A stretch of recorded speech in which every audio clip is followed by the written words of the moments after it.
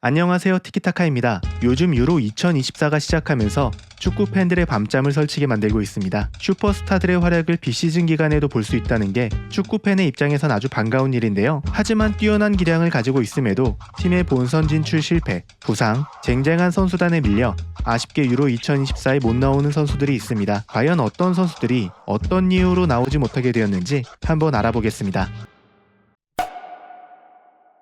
스웨덴 출신의 요케레스는 23-24 시즌 스포르팅 공식전 50경기에서 43골 15개의 도움을 기록했습니다. 스포르팅 이전에는 잉글랜드 2부 리그인 코번트리에서 뛰었는데 이른바 거상으로 불리는 스포르팅으로 이적하면서 그 잠재력이 터졌고 시장 가치도 폭등했죠. 187cm 86kg로 피지컬도 좋은데 주력도 나쁘지 않아 상대 수비 라인을 무너뜨리는 모습도 꽤 자주 보여줍니다. 보통 키가 크면 둔탁한 움직임이 약점인데 요케레스는 큰 키가 무색하게 드리블과 패스 능력도 괜찮습니다. 저번 시즌 15개의 도움을 기록한 걸 보면 어느 정도인지 짐작할 수 있죠. 그런 활약으로 많은 빅클럽들이 이 선수를 주목하고 있지만 정작 이번 유로 2024에서는 스웨덴이 예선에서 탈락하면서 이 선수의 활약을 볼 수 없게 되었는데요. 26살의 나이로 이제 막 전성기에 접어든 만큼 다음 시즌 어떤 팀에서 뛰게 될지 주목해보시면 좋을 것 같습니다.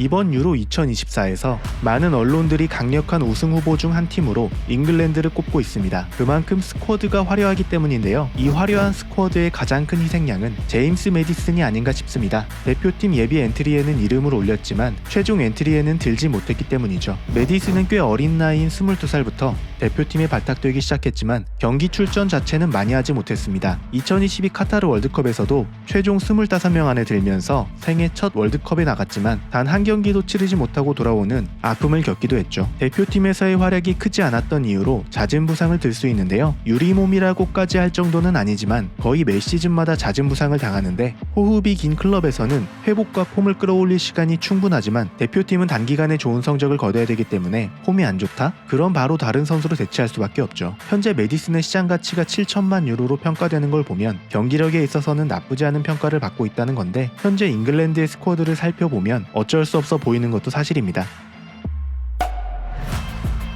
앞에 두 선수와 다르게 네덜란드도 유로 본선에 진출했고 대표팀 핵심으로 분류되지만 프랭키 데용은 발목 부상으로 인해 유로 2024에서 볼 수 없게 되었습니다. 데용은 세계 최고의 미드필더 중 한 명으로 꼽힙니다. 어느 팀에 가더라도 제 역할을 충분히 할 수 있는데 중앙 미드필더부터 처진 위치에서의 딥라인 플레이메이커까지 소화 가능한 멀티플레이어이기 때문이죠. 그게 가능한 이유는 기본기가 탄탄해서 어느 자리에 세워도 경기를 쉽게 풀어나가는데 상대가 압박해와도 섬세한 볼 터치를 보여주기 때문에 이 선수가 볼을 잡고 있으면 마음이 편안해집니다. 바르셀로나에 와서도 발전을 멈추지 않았는데 원래부터 장점이었던 탈압박과 전진 드리블을 더욱 발전시키면서 턴오버 자체를 보기 힘들어졌죠. 이 선수가 네덜란드 선수단에 합류했다면 더없이 든든했을 텐데 부상으로 명단에서 제외되어 너무나 아쉽게 되었습니다.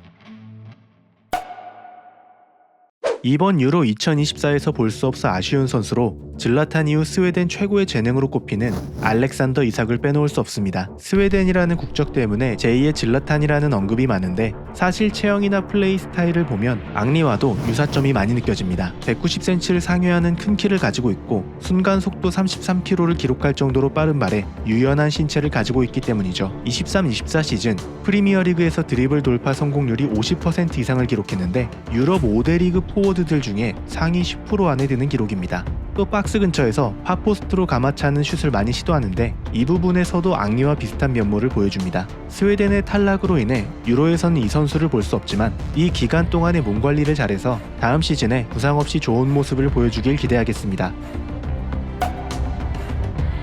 파블로 가비는 바르셀로나 유소년인 라마시아 출신답게 뛰어난 테크닉과 좋은 축구 지능을 보유했습니다. 낮은 무게중심으로 상대 선수를 손쉽게 따돌리고 동료들과 간결한 팀플레이로 상대방을 정신없게 만들죠. 여기까지 보면 사비나 이니에스타와 비슷한 스타일로 볼 수 있지만 이들보다 직선적인 움직임을 가져가면서 그들과는 또 다른 플레이 스타일을 만들었습니다. 윙어도 소화할 정도로 하프 스페이스와 측면에서의 플레이도 능숙해서 바르셀로나에서도 페드리보다 더 공격적인 역할로 기용되고 되고 있죠. 173cm 70kg로 체구가 크지는 않지만 저돌적인 성향을 가지고 있어 몸싸움과 공중볼 경합에도 적극적으로 참여하는데요. 매경기 11에서 13km 정도 뛰는 활동량으로 수비 가담도 적극적으로 가져가 줍니다. 커리어 초반에는 거친 모습을 보여주기도 했지만 경험을 쌓아가면서 수비 스킬도 발전한 모습을 보여주고 있죠. 하지만 지난 11월 유로 2024에선 조지아와 경기에서 전방 십자인대와 반월판 부상을 당해 본선에서 가비의 모습을 볼 수 없게 되었는데요. 신체 능력에 영향을 미칠 정도로 큰 부상인 만큼 플레이 스타일의 변화가 필요해 보입니다.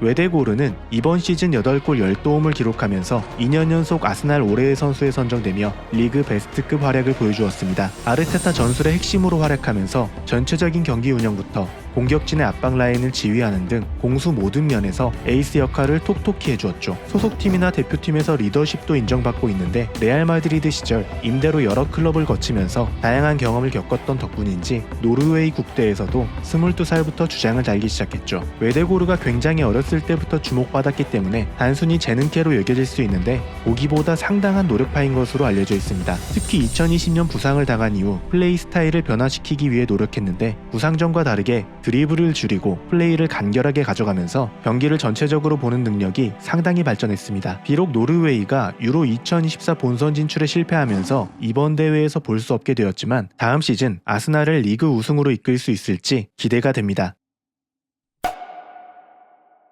노르웨이의 유로 2024 본선 진출 실패로 웨데고르뿐 아니라 괴물 공격수 엘링 홀란도 볼 수 없게 되었습니다. 홀란은 지난 시즌 모든 경기에서 38골을 뽑아내며 맨시티의 프리미어리그 4연패에 기여했습니다. 비록 22-23 시즌에 비해 기복 있는 경기력을 보여주기도 했지만 리그에서만 27골을 터뜨렸으니 우승에 많은 역할을 한 것은 사실이죠. 195cm 88kg의 육중한 몸을 가졌음에도 폭발적인 신체 능력을 통해 최고 속도 36km를 기록했는데 이 기록은 주력이 뛰어나기로 유명한 킹슬리 코만과 비슷한 수준이라고 하니 피지컬만큼은 역대급으로 볼 수 있습니다. 골 결정력 또한 상당한데 어떤 방향에서 어떤 패스가 오든 유연한 신체를 자랑이라도 하듯 아크로바틱한 골도 자주 보여주죠. 하지만 팀의 경기력이 안 좋으면 활약이 줄어드는 것이 단점으로 꼽히는데요. 혼자서도 골을 만들어내는 음바페나 비니시우스와 비교되는 부분이죠. 그럼에도 아직 나이가 어린 만큼 앞으로 더 나은 플레이를 보여주리라 기대합니다.